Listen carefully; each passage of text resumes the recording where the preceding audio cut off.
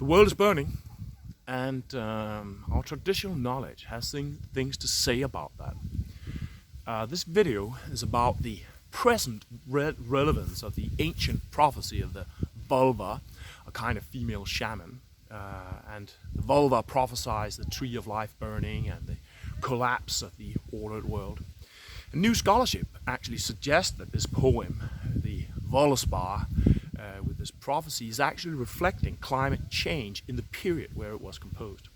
My name is Rune Janne Rasmussen. I'm a historian of religion, and I recently made this point in an article in the biggest Danish newspaper, Poetic, in collaboration with a Nordic group of scholars of religion who are also interested in seeing Nordic religion in relation to ecology and sustainability. And their names are Benjamin Pedersen, a PhD student from the University of Odense, Jane Skjoldli, who's an assistant professor, something like that, at the University of Oslo, Professor Mathias Norvig from the University of Colorado, and Jens Andre Herbner, who's a former professor from the University of Odense and presently prolific cultural debater here in Denmark. This video, however, is more my personal formulation and views on the Ragnarok as an eco-animist myth, so there might be details where these other scholars would have put it in a different way. But you can find if you read Scandinavian, you can find our article at the homepage of Poetic. We wrote together making this point that we're facing a kind of Ragnarok. And why would a group of scholars of religion make such a seemingly extreme claim that we are facing the Ragnarok? Can it even align with science scholarship to say something like that? And from one perspective, it's just about applying common sense. Anybody who can follow the climate news, can see that shit is probably going to collapse. Might not take all that long. It's rather evident. But this is a situation that our ancestral knowledge actually has things to say about, teaches us about it. Because Northern Europeans have actually faced some really hectic cases of climate disruption historically. In the 6th century, volcanic activity had created globally a cold period, which in Scandinavia created what archaeologists call the Fimbulwinter. And we can see that the consequences for human communities were absolutely devastating. Also in Iceland, fairly shortly after the arrival of the Scandinavians, there was the so-called Elgja eruption, which was the worst volcanic eruption in the history of Iceland. So it's believed that the Völuspá, the prophecy of the vulva, is really expressing a kind of mythological reflection of the cultural and social effects of climate collapse. The Völuspá is a poem, by the way, that I vividly remember from my own student time, because when I was a student I followed Norse religion, and I had one of the most inspiring teachers that I've ever had, which was Professor Jens Vangård. And he spent half a year going through this one poem, the Völuspá. He bombastically stated that there are those who regard this poem to be the finest piece of poetry ever written. And of course this is also a question of taste, but just to say that it's an impressive and beautiful piece of poetry. It is a prophecy of the vulva foreseeing the Ragnarok, the collapse of the ordered world. And but it's also important to not reduce the Völuspá to a mere memory of these environmental events, as if a climate report of the 6th century Fimbulwinter would actually be a better version of what the Völuspá is trying to say. And myths aren't like that. It's more complex. The Great Flood in the Bible is not like just a memory of somebody standing on a mountain and looking at the Mediterranean breaking through the Bosporus and creating the Black Sea. You can't reduce myths in that way. It's more complex, and there are cultural factors that are part of or go into this sort of mythic expression. The era where the Völuspá was composed is sometimes called the Viking Age, and this was a period of radical social change in Scandinavia. States and monarchies emerged.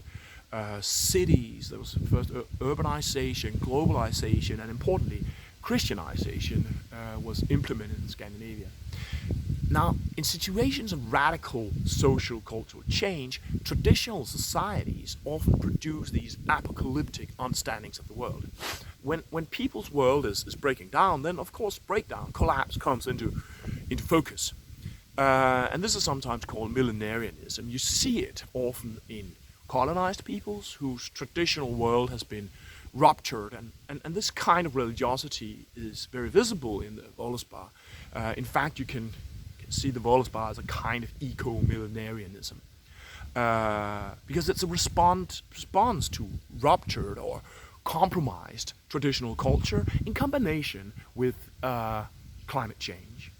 So the Völuspá, the words of the Völva, is really a vision of how the rupture of traditional culture is linked with the collapse of the ordered, harmonious world. But prophecies are weird things. You know? They often appear in this strange transgression of time, or play with time almost. From a historical point of view, prophecies often emerge retrospectively. They back project on somebody in the past the foreseeing of something that's really happening now.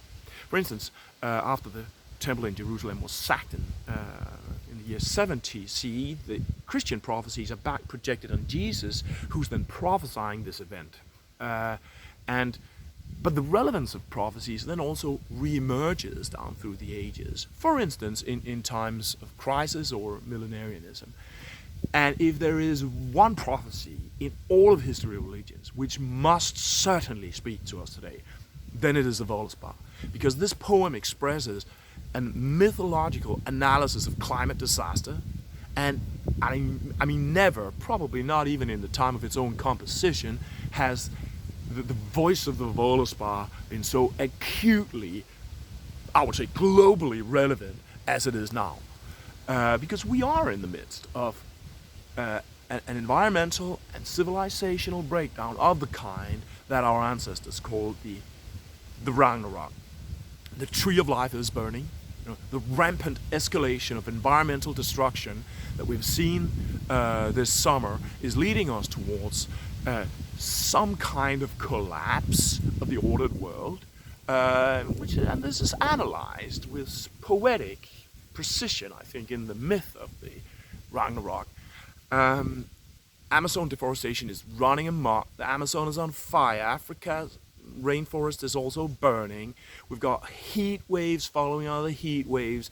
New temperature records are set all the time. The Arctic is on fire. Millions of acres are burned in Alaska, Siberia. The melting of ice caps are accelerating at an unprecedented rate, and the UN is warning that we're heading for some sort of global food crisis. This is the Ragnarok, you know, and responsible adult people just need to start facing up to that fact. The soot-red rooster has crowed. The Gjallarhorn of Heimdall is heralding the struggle for our world. And the insane trolls are raving through human communities like consumerism, fanatic capitalism, nationalism, and bigotry. You know, in fact, a number of the leaders of what once named itself the free world, they look like physical manifestations of these such trolls of raving madness. They deny this, you know, the biggest existential threat that's ever faced Western civilization, and they say absolutely random things, contradicting themselves from one sentence to the next. You know, it's a kind of buffoonocracy or something like that. As long as it sounds boisterous and has some I don't give a fuck and I'm the king of everything in it, then it's fine. You know, the situation is madness. These are our leaders. They're supposed to be the most responsible people. But they're 4-year-olds, you know. And it's not just Donald Trump over on Turtle Island. It's also here in Europe. It's the same. You know, we have these crazy politicians. We also live in an increasing level of information bubbles where infantile conspiracy theories are running amok. And we need to start paying heed to our traditional knowledge and listen to that, you know, old wisdom that speaks to our time. And then we need to do something. I'm not sure actually what, but we're certainly facing some sort of struggle to oppose those forces that will set brother against brother and let the trolls of fire scorch the earth and fill the seas up with plastic, you know. And this is what we learn when we look at traditional knowledge, such as the Völuspá. Our own culture, the prophecy of the words of the Völva, tells us what kind of collapse we're facing. And there are other voices of traditional knowledge around the world, such as the Anishinaabe prophecy of the seven fires, that says that this is the time where the light-skinned race must turn back to remember and reclaim the wisdom of those who came before them, to not, cause tremendous suffering and death to all those people. But these kind of prophecies, they also give us hope.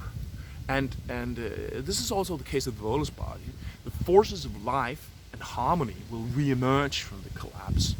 And I don't know where this leads. I just know that our traditional knowledge indicates that we're facing some sort of a collapse, and that we're possibly facing a struggle for the survival of what Noam Chomsky calls an organized human existence, and a struggle against those forces that threatens the future of our children. I personally hope that the Einherjar will wake up. The Einherjar are the mythic warriors that follow the gods into the battle to protect the harmonious world. I don't know what the Einherjar are, I'm not sure. Perhaps they are ancestors in the earth whose voices whisper to us that to protect the world, the earth that they live in and the world that we live in.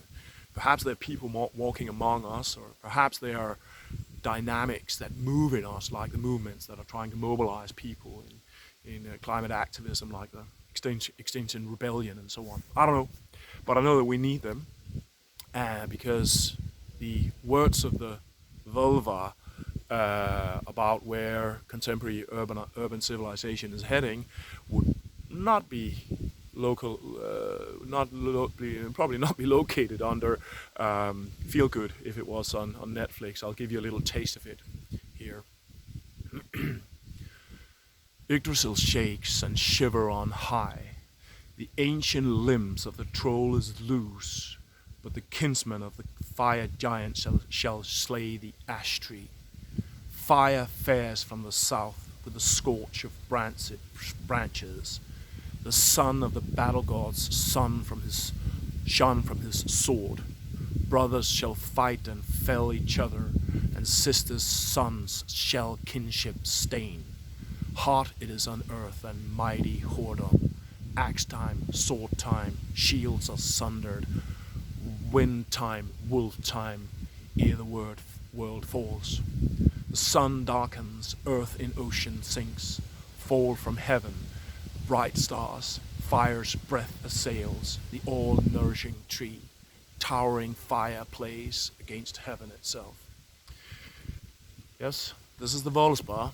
And again, if you read Scandinavian, then check out politiken.dk. That's where these 5 scholars of religion are discussing the present relevance of the Völuspá today. And you can also follow me on Instagram, Facebook, YouTube. And thanks for this little, I guess, not particularly happy shot of Nordic animism today, but an important shot, to read the Völuspá. It's an amazing piece of work that speaks to us today and should be the words that we should be heeding. Thank you very much, and see you around from the Nordic Animism channel here. Ciao.